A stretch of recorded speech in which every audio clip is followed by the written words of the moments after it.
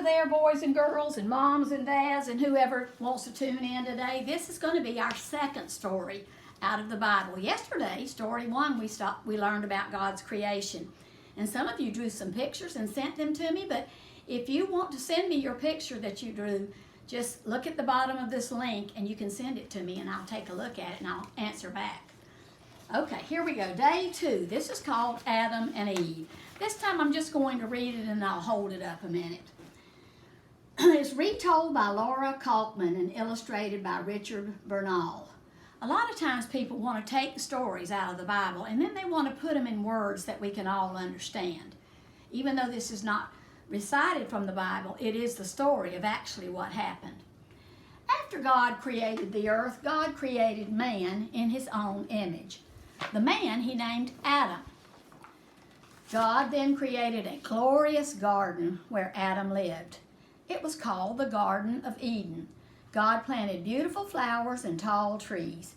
He filled the garden with fruits and vegetables. Sometimes I would just like to get a little look at that garden and see how beautiful it was. If God made it, it has to be beautiful. Adam enjoyed his lovely new home. He took care of the plants and the animals. Still, God could see that Adam was sad and kind of lonely. God decided then to make a partner for Adam. While Adam was asleep, God took out one of his ribs and then he made a woman. That's pretty cool to me. I've tried to picture that too. I hope that didn't hurt, but he said he was asleep. The woman he named Eve. God only asked Adam and Eve to follow one rule. You know, that's pretty crazy because like when you go in the classroom, your teacher might give you 5 or 6 rules, but God only had one rule. And he said, in the middle of the garden is a very large tree that's filled with big red fruit. This tree, God said, is called the tree of the knowledge of good and evil. You may eat from any tree in this whole garden except for that one. One day, while Eve was out on a walk, she noticed all of the big red fruits dangling from the branches of the tree of the knowledge of good and evil. The red fruit did look so delicious, but Eve remembered God's rule. They could eat from any tree except that one. While Adam was picking apples from a smaller tree nearby, a long snake came up to Eve. As the snake approached, the snake already knew about God's one rule, but the snake was just as sneaky as he could be, and he was bad. He wanted to tempt Eve into disobeying God. Eve, The sly snake hissed. why don't you pick some apples from the big tree over there? They are much bigger and much sweeter. The snake pointed to the forbidden tree. Eve knew that God did not want her to eat of that fruit. Eve thought the fruit on the forbidden tree did look yummy and delicious. She felt that it would be a shame if it went to waste, but still she remembered God's rule. Then the snake got closer and he whispered in Eve's ear, If you eat from this tree, you are going to become wise, he said slyly. You will become smart, just like God. That is why God doesn't want you to eat from this tree. He's afraid you're going to be as smart as he is. Ooh, that was a bad thing to say because Eve wanted to become as smart as God.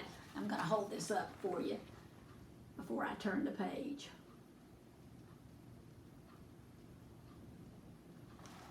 Let's see what happens in this story. Foolishly, Eve walked over and picked 2 pieces of fruit from that forbidden tree. Eve took a bite of the fruit, and then she handed a piece to Adam, and he also took a bite of the forbidden fruit. God was watching them, even thundering today. He became very sad when Adam and Eve broke his one rule. God did love Adam and Eve, but now he had to punish them. God went to the garden to find Adam and Eve. Where are you? God said. We are hiding, said Adam. We are embarrassed because we're not wearing any clothes. Then God said, you must have eaten from the tree of knowledge of good and evil. Yes, Adam said. Eve offered me a piece of the fruit from the forbidden tree, and I ate it.